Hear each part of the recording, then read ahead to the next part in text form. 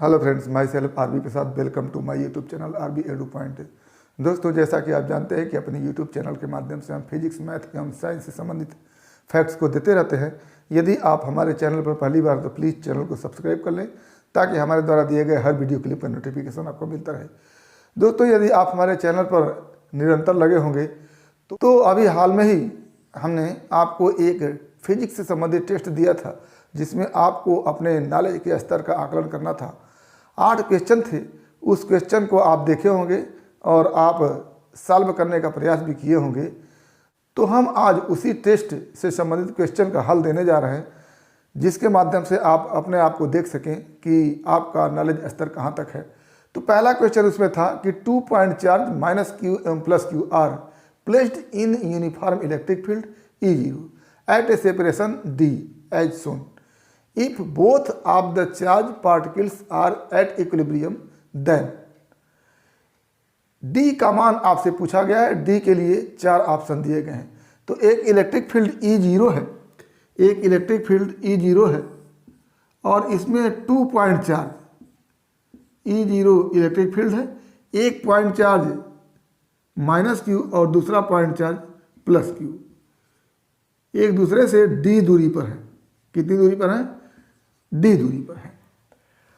और कहा जा रहा है कि दोनों ही चार्ज इक्विलिब्रियम पोजीशन पर हैं। इनमें किसी प्रकार का डिस्टर्बेंस नहीं है, ये स्थिर अवस्था में पड़े हैं। तो इस D की दूरी क्या होगी उसी को ऑप्शन के रूप में दिया गया है।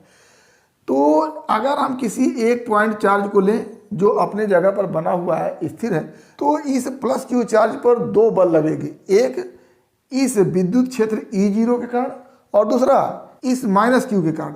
माइनस क्यू के कारण कूलाम बल लगेगा और चूंकि विद्युत क्षेत्र में प्लस क्यू आवेश है तो विद्युत क्षेत्र E0 के कारण भी इस पर एक बल लगेगा और दोनों बल का परिणामी 0 होगा। ऐसी स्थिति में हम कूलाम बल और E0 के कारण इस प्लस आवेश पर लगने वाले बल को बराबर कर देंगे और हमारा आंसर मिल के आएगा ऐसे। तो माइनस Q0 के कारण प्लस Q0 पर कूलाम बल जो लगेगा वो लगेगा F equal to 1/4 pi epsilon 0 Q into Q by D square. ये कूलाम बल हो गया। और इस प्लस Q पर E0 के कारण जो बल लगेगा वो F होगा Q इंटू E0 और दोनों ही बल बराबर होंगे क्योंकि प्लस Q अपने स्थान पर बना हुआ है, इसमें किसी प्रकार का डिस्टर्बेंस नहीं है। तो प्लस Q पर E0 के कारण लगने वाला बल इस दिशा में होगा और कूलाम बल अपोजिट दिशा में होगा क्योंकि ये माइनस Q इसको अपनी तरफ आकर्षित करेगा। तो जो Q E0 होगा इस दिशा में होगा और कूलाम बल 1/4 pi epsilon 0 Q into Q by D square इस दिशा में होगा और दोनों बराबर होंगे। तो दोनों को अगर हम बराबर करें तो मिलेगा आपको 1/4 pi epsilon 0 Q into Q by D square बराबर Q इंटू E0 और हमको D स्क्वायर का मान चाहिए। तो एक Q यहाँ से कटेगा, E0 को इधर लाते हैं, D स्क्वायर को उधर ले जाते हैं तो क्या हो जाएगा D square equal to 1/4 pi epsilon 0 Q by E0 और D इक्वल टू हो जाएगा अंडर रूट में Q/4 pi epsilon 0 E0। ये हमारा आंसर हो जाएगा और ऑप्शन में ये दूसरा ऑप्शन सही है, D equal to under root Q/4 pi epsilon 0 E0। तो ये हमारा पहला क्वेश्चन है।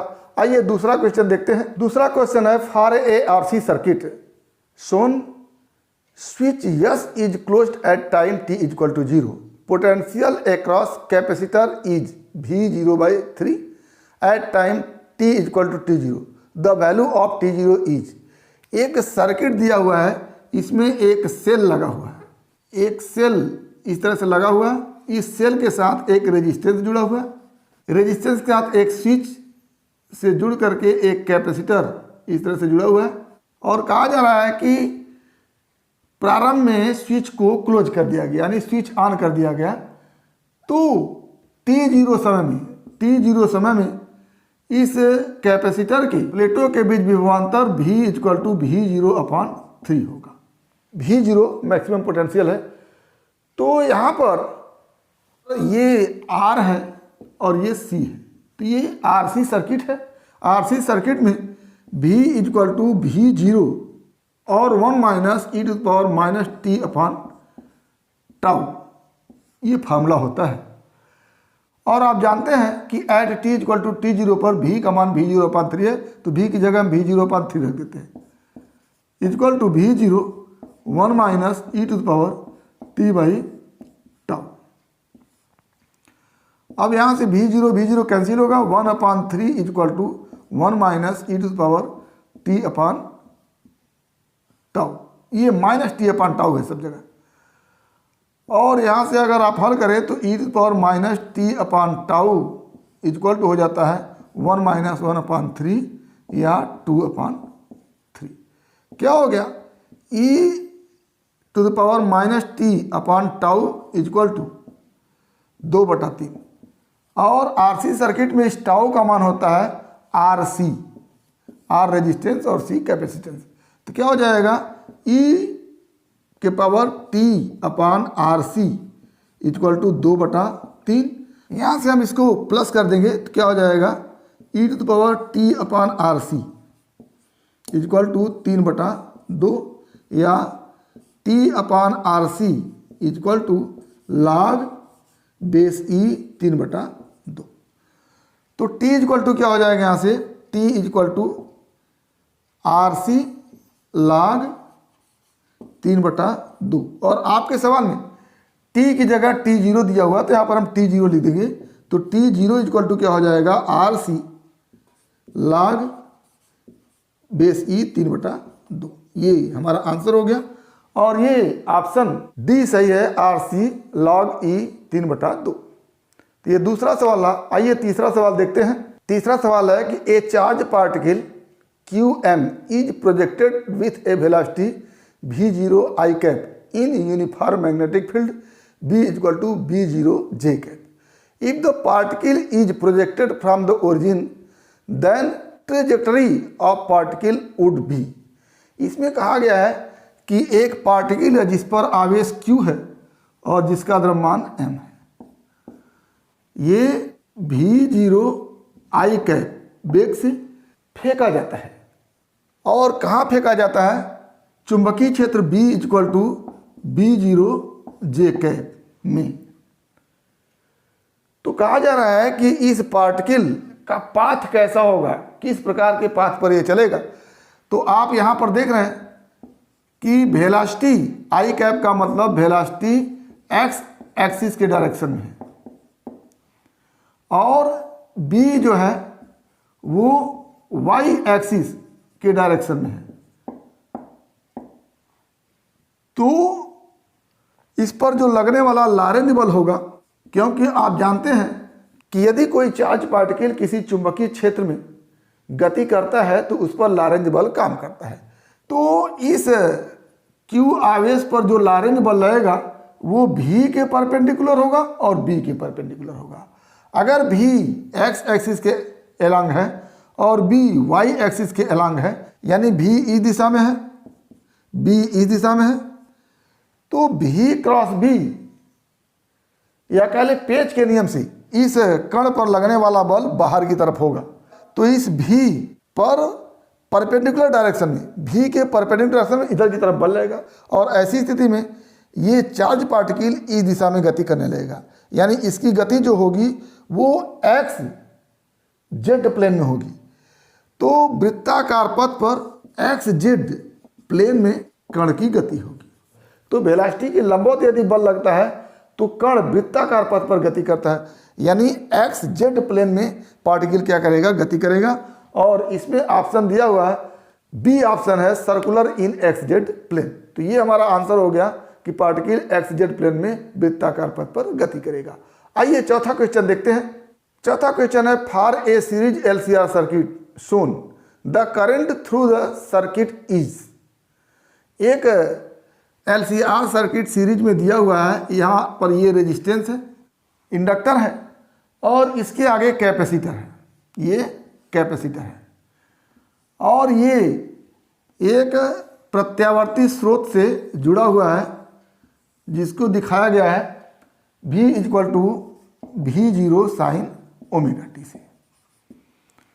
तो कहा जा रहा है कि I के लिए इक्वेशन क्या होगा, वही आपसे पूछा गया है, यानी करंट क्या होगा इस सर्किट में, ये पूछा गया। तो पहले तो ये सर्किट है LCR सर्किट है, और इसमें हम देखते हैं कि XL क्या होता है। XL क्या है? इंडक्टिव रिएक्टेंस इस कॉइल के सिरों के बीच। तो XL इक्वल टू है 2R और XC इक्वल टू है R। XC क्या है?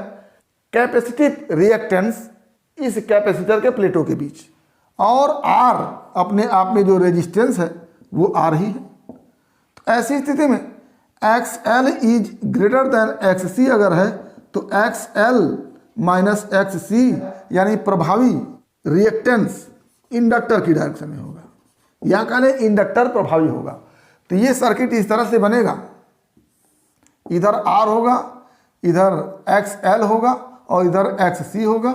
चूंकि XC छोटा है, XL बड़ा है, XL 2R है, XC R है और ये R है। तो ऐसी स्थिति में इधर की तरफ XL माइनस XC होगा।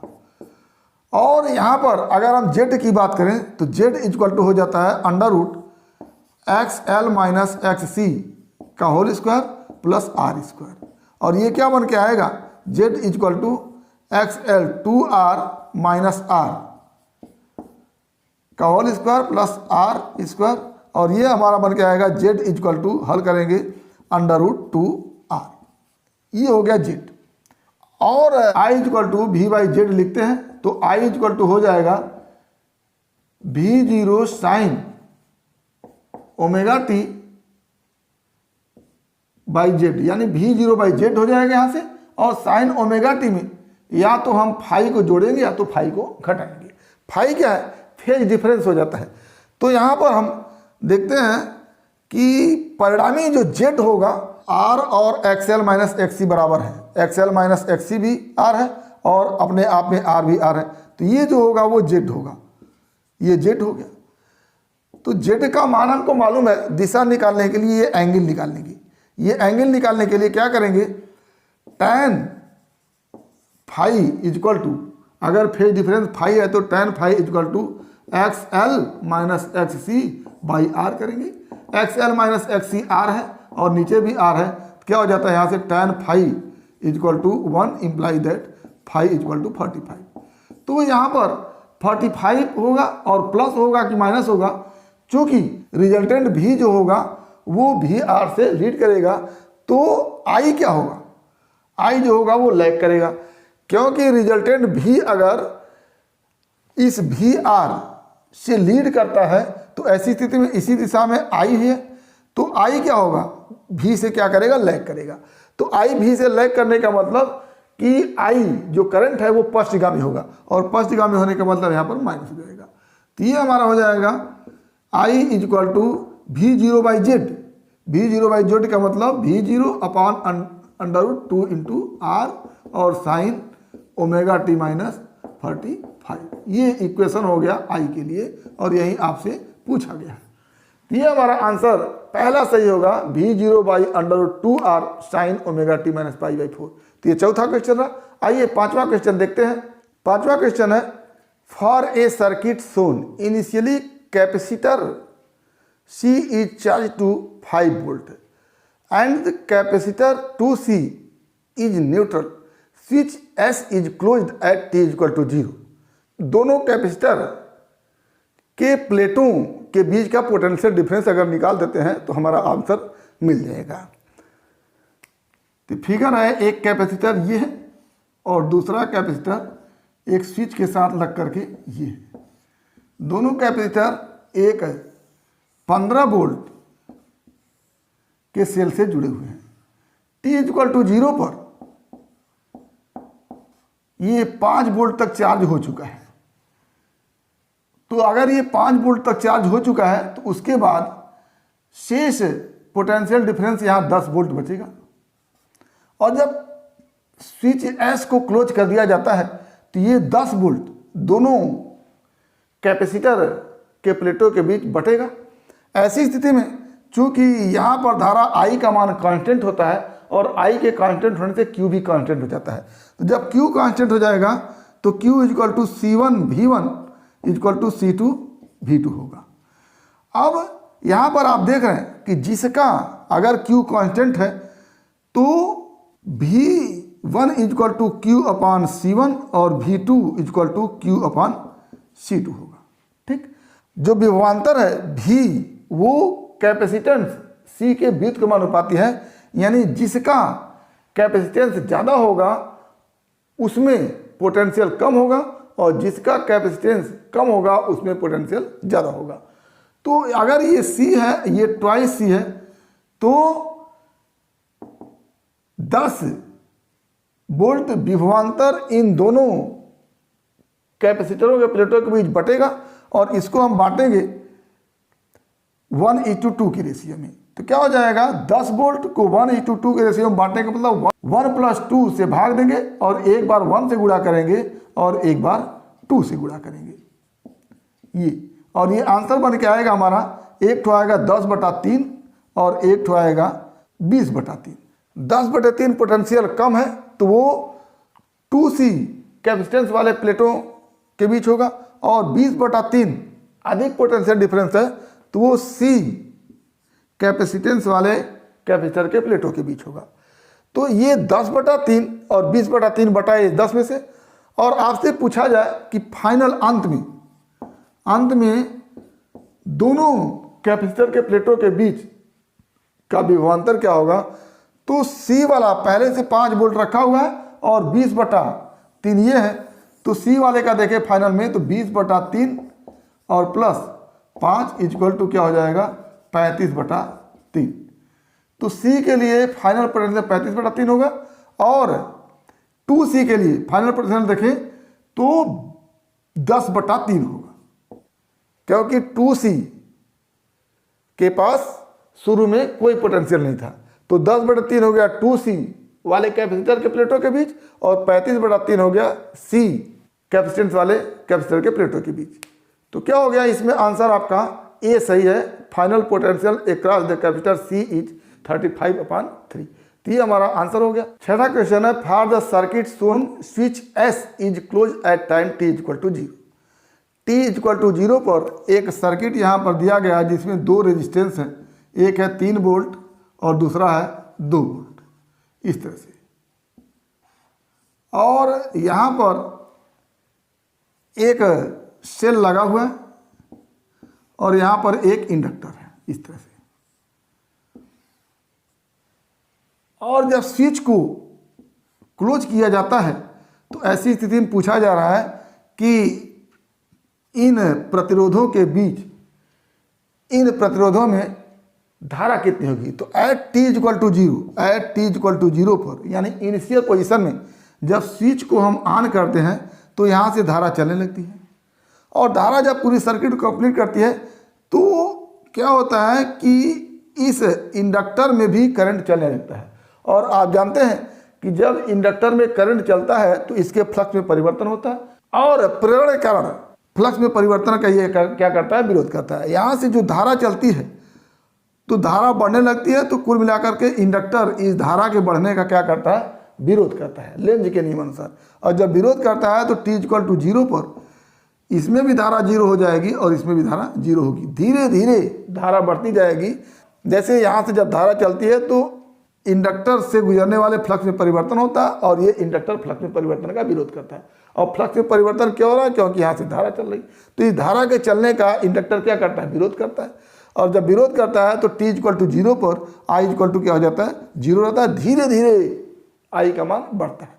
तो ये हमारा आंसर हो गया कि इनिशियली दोनों ही रेजिस्टेंस में जो करंट होगा वो 0 होगा।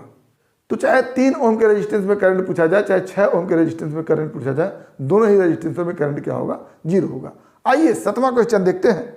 7वां क्वेश्चन है, charge Q is distributed in a spherical region of radius R in such a way that volume charge density rho varies with radial distance R as rho equal to AR square, where A is positive constant, value of A is.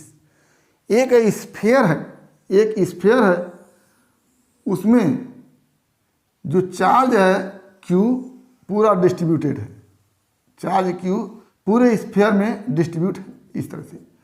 और इस distribution में जो रो है वो constant A और R के square है, यानी यहाँ से जैसे जैसे R बढ़ता है वैसे वैसे रो का मान इस समीकरण के अनुसार परिवर्तित होता है। तो कहा जा रहा है कि अगर पूरा चार्ज कैपिटल Q है तो A का मान क्या होगा।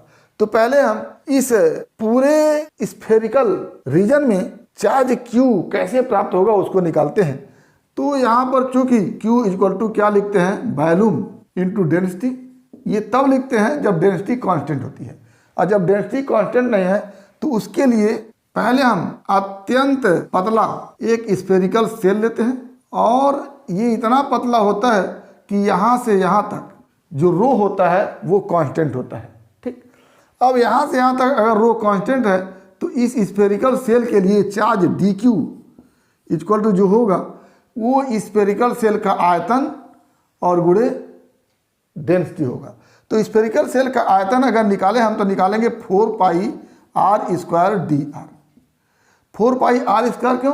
क्योंकि ये स्फेरिकल सेल होगा और स्फीयर का जो क्षेत्रफल होगा उस क्षेत्रफल में इसकी मोटाई से अगर हम गुणा कर देंगे तो वॉल्यूम निकल जाएगा। तो क्षेत्रफल जो होगा, संपूर्ण पृष्ठ जो होगा वो 4 पाई r स्क्वायर होगा, इसकी मोटाई से हम गुणा कर देते हैं तो ये वॉल्यूम आ गया, और इस वॉल्यूम में डेंसिटी ए आर स्क्वायर से क्या करेंगे, मल्टीप्लाई कर देंगे, क्योंकि यहाँ पर डेंसिटी ए आर स्क्वायर है। तो ये छोटा सा डी क्यू हमारे पास निकला, इसका इंटीग्रेशन कर देंगे 0 से कैपिटल R तक। तो क्या हो जाएगा, ये पूरा चार्ज Q हो गया जो कि दिया हुआ है, और ये हो जाएगा 4 pi r to the power 4 dr और a अलग से। तो जो कांस्टेंट है उसको हम बाहर निकाल लेते हैं। तो कांस्टेंट क्या है, 4 pi a, 4 pi a constant है, r to the power 4 dr, और यहां से क्या हो जाएगा इक्वल टू ये Q है।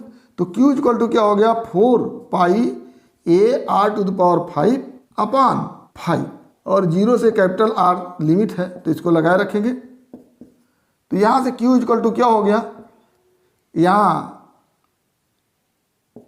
इस तरह से कर देंगे 0 से कैपिटल R, तो R लिख देंगे, 0 से 0 हो जाएगा। तो Q इक्वल टू क्या हो गया, 4 pi a r to the power 5 बटा 5, और यहाँ से अगर आपको निकालना है a का मान तो a इक्वल टू हो जाता है 5Q upon 4 pi r to the power 5, ये a का मान होगा, और ये ऑप्शन आपका दूसरा सही है। तो ये हमारा आंसर हो गया। आइए इसी तरह से 8वां क्वेश्चन देखते हैं। 8वां क्वेश्चन बिल्कुल इसी तरह से है कि एक चार्ज Q है एक स्फेरिकल रीजन में जिसका रेडियस r है, डिस्ट्रीब्यूट किया गया है, और डिस्ट्रीब्यूशन का जो चार्ज डेंसिटी है वो रो इक्वल टू बिल्कुल इसके पहले वाले क्वेश्चन की तरह है। तो यहाँ पर हमको ये स्फेरिकल रीजन है और ये पूरी त्रिज्या इसकी r है।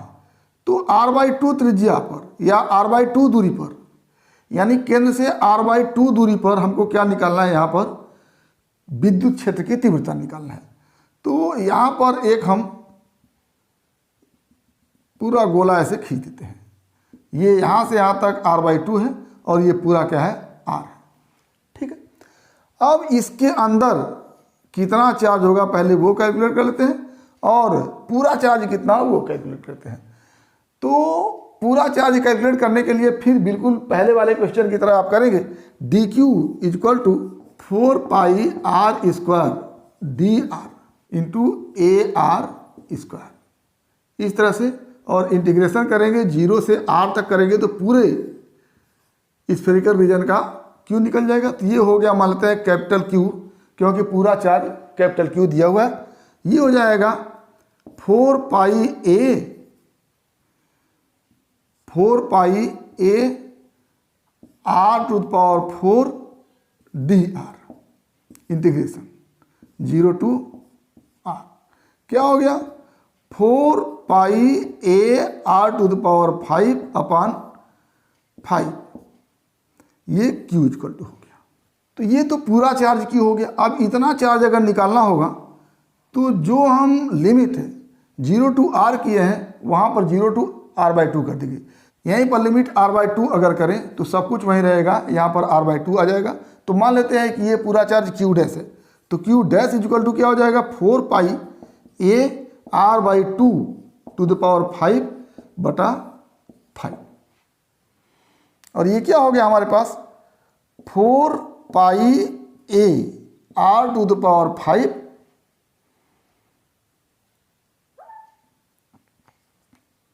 By 5 into 32।